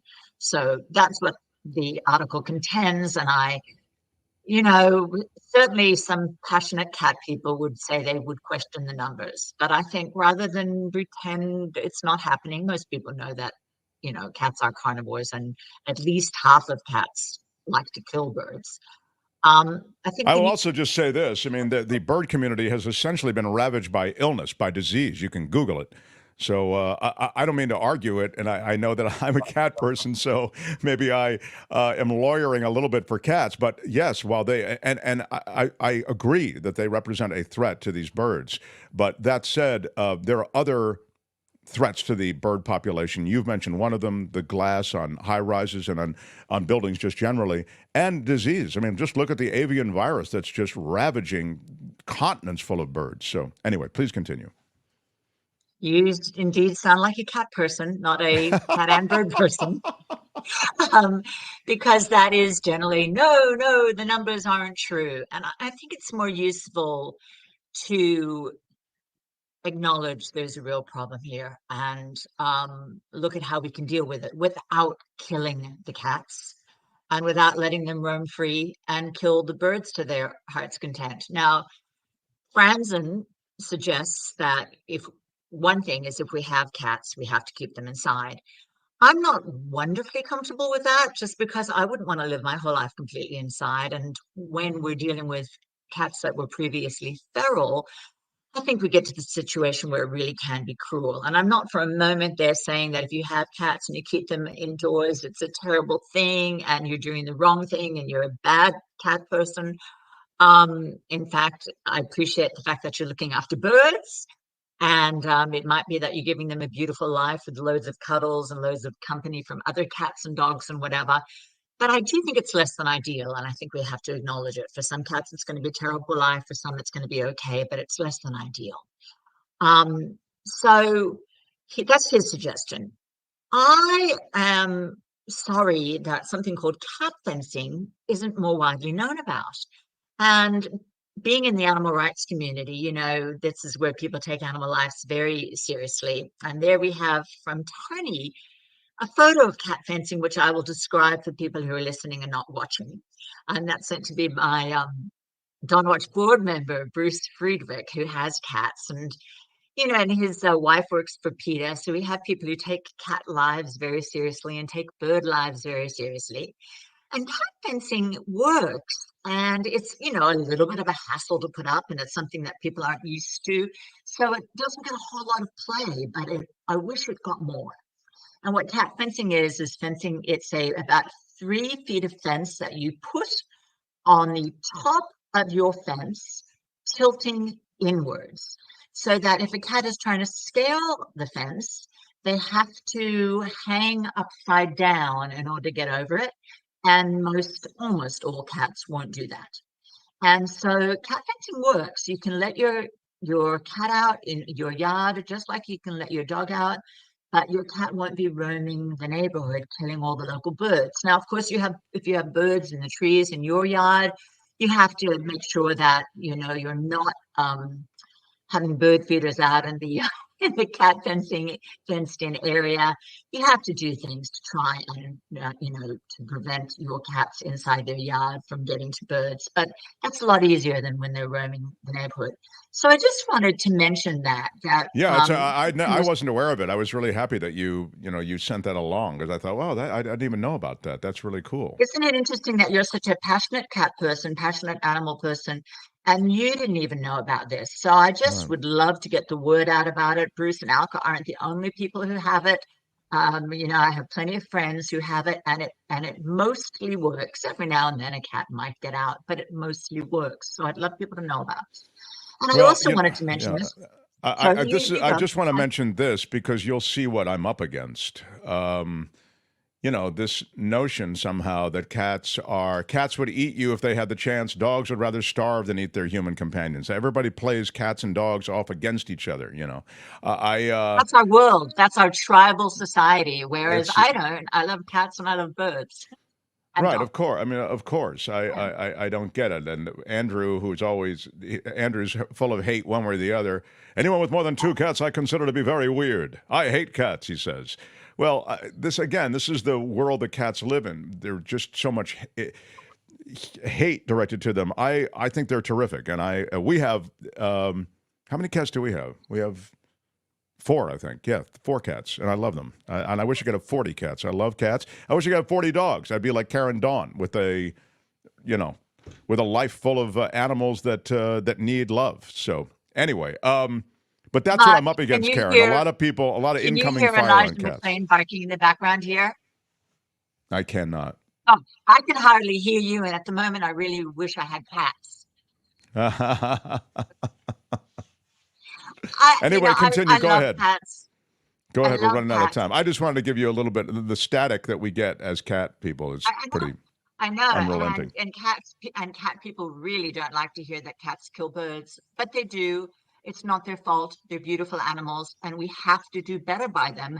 And cat fencing is definitely one way.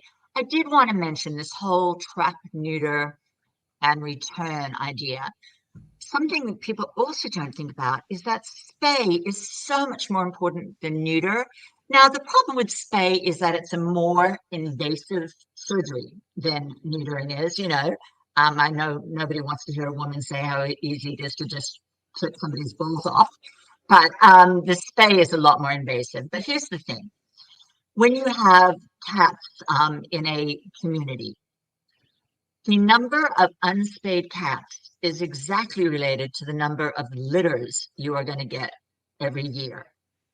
Whereas if you spay 99 out of 100 cats, you're only going to get 1 litter of cats that year. Whereas as far as the neutering goes, if you neuter 99 of the male cats, you're going to have 1 very busy, happy male cat and an awful lot of litters. So we really have to concentrate on spay more than neuter. And I don't think releasing them straight out into the environment is ideal, which is why I'd love to see cat fencing, not just in people's backyards, but into the areas that these cat colonies are in. And so I'd love to see TNR, trap, neuter, and release, become TSC, trap, spay, and contain. And I think that's the answer. It's not kill all the cats, but it's not do nothing either. Yeah, I think that's a great point. And honestly, it's yet another one that I didn't consider, that the spaying is so much more significant. But you've raised, as usual, some interesting, provocative notions, so I appreciate that. It's always a pleasure to talk about them with you. Thank you for giving animals a voice here. Yeah, and again, it's Dawn Watch. You can find Dawn Watch on Facebook. That may be the best place to find Karen Dawn's Dawn Watch. So we are revamping our website. So we're gonna definitely ask people to start visiting. Yeah, I hope you'll get it going. I mean, I hope we get a website in this year. But we, one step at a time. But when it's revamped, you let me know, and we'll start pushing that. But there she is, dawnwatch.com. There's the website now, and you can watch the revamping going on. And she's on Facebook as well. Thanks, Karen Dawn. Appreciate it. Appreciate you being here. Thank you. Karen Dawn, everybody. Join the flock. Again next time for A Word About Animals on The Mark Thompson Show. Right on. Loved it, loved it, loved it. Now, The Mark Thompson Show. kind of a severe shot today with Karen Dawn, huh, Tony? With the, looked like an album cover or something with the strong light on one side. Kim, how are you? No, Tony. Thanks, Tony. That's Yeah, we'll talk next. I'll write her an email. We'll work out. Because she had light behind her in the beginning. I'm like, oh, don't have that light behind you. I still want to get that and audio a little bit we'll better fix that too, next please. week. I want that whole segment's going to get a big upgrade. We're doing just like her website's getting an upgrade. That segment's getting an upgrade. Big shout out. Big shout out to Cindy for a 5 spot. Thank you, Cindy. Appreciate the super sticker. Thanks to everybody who's been so very supportive. And by the way, there are some new shout-out segments coming in the new year. You'll want to watch for them. Things are going to get done a little bit differently, and I think it's going to be fun. Nancy, I want a big shout-out to Nancy. Big shout-out. She is a Patreon member, a regular Patreon member at $30 a month. Big shout-out. And she just increased it. What? She increased it from $30 to $40 a month. Thank you so much. I am not going to cry, Nancy. I'm not going to cry. I'm not going to cry. But I must tell you that I'm close to crying. I'm not going to cry. I'm not going to cry. Mm-hmm. Thank you, Nancy. So Nancy figured out how to increase her membership. I don't know why others haven't. But we'll get it. Tony's going to have a whole walkthrough tomorrow. Luis, for a 5 spot in honor of cats. Big shout out. Especially the Cure's Love Cats. He loves that song. Cure's Love Cats? No. Is it Love Cats? Is that the song? I don't know the song. The Cure, they do it. It's called Love Cats. Do you know it, Tony? The Cure? You know The Cure, right? Thanks, Tony. Kinda. You don't know The Cure. I know. Kim, do you know The Cure? I know The Cure, but I don't know I don't think I know a song. I don't know the song either. Yeah, it's, it's called Love Cats, and it's by The Cure. All right. Love it. Yeah. Love it.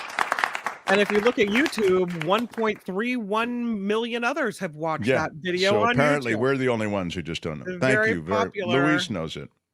Love Cats. Yeah. I have to tell you something that is weird that she said that Karen said that I was just thinking about today, and I'll be honest with you, I was really moved by it as I thought about it, and I'll tell you what it is. When I got my cats from the shelter, I got 2 cats because I'd had 2 cats. Sure. And my girlfriend at the time noticed they call them tortoise kind of cats, the coloring. Like brown and black? No, like, I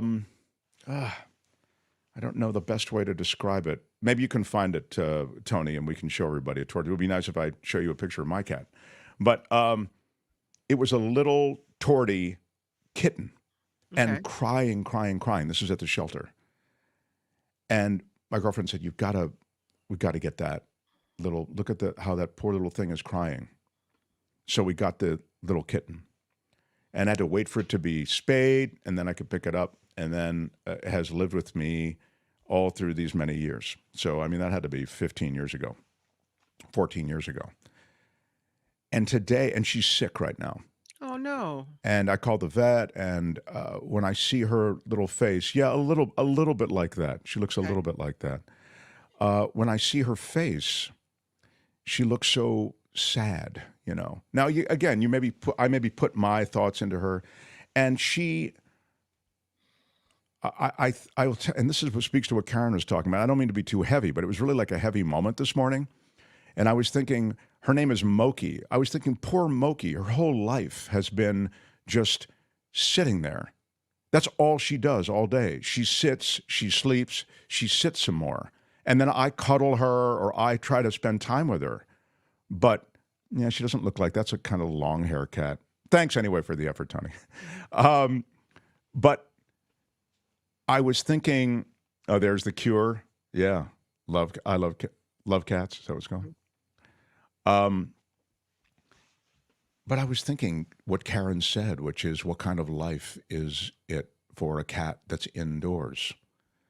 And there are a lot of predators. There are a lot of coyotes where I live. There's a lot of traffic where I live. And I think about all the predators, and I think about, the ways that the cats could be hurt. Then I also think about, as Karen was saying, the threat that the cats are to the birds. So I think there's a good argument for the cats being inside, but I can't get over how sad I felt today as I thought about her whole life has just been sitting and running to me occasionally, but otherwise just sitting and sleeping. I mean, how can I possibly argue that that's a happy life? Well, would it have been a better life at the shelter? She would have been dead. She would have been Right. euthanized. So I would argue that you gave her some kind of life, which is pretty good. Yeah, some kind of life. I just don't know. This is a heavy thing that I'm getting at, but I just don't know what kind of life. I mean, she ended up with a great house. I mean, in a great place, pretty much, right? Because I love animals and she'll always be treated to the best, and I've got the means sort of to, but so do most houses. You know what I mean? It's not like, I spend lavishly on the cats or anything. She just seems miserable to me right now, and I feel so bad. And I feel like, wow, I wish I could do more, but I can't. It's a thing like when you take your dog for a walk, you throw the ball with the dog, or you run with the dog, you do these things. There are equivalents with a cat with like a laser pointer or something like that. But I just can't get over it. Karen touched on it. Like, what kind of life? Anyway, it was really heavy today because she's ill. I start thinking about her world. So I'm glad I could bum everybody out. Happy New Year, everybody. Yeah. The Mark Thompson Show. You know, the part of the show I love that he does is when he just bums everybody out at the end. It's so terrific. I mean, my God, how can you not love that? Kim, I'm a heavy guy. What can I tell you? On the inside, I'm asking the serious questions, Kim. The heavy questions. Yeah, it happened. We have new drops from Trevor in Hollywood tomorrow that I will share with you. Tony, you're going to help me move this monitor here so I can see the chat more and I can respond to things. This is really, I'm not happy. The lighting has to change. I need an upgrade, Tony. I need an upgrade. The picture looks in the nice. New year. I said the picture does look nice. Kim, the After Party Live awaits you. Thank you for being here, Kim. And Kim, how are you? Thank you for your first day of, she's already left for the After Party Live. Okay. I don't know, Tony. Shadow, help me. I'm Shadow Stevens for The Mark Thompson Show. Bye-bye. Thank you all. Tomorrow, David K. Johnston. Bye-bye. And a third-party candidate affecting the presidential election. Until then, bye-bye.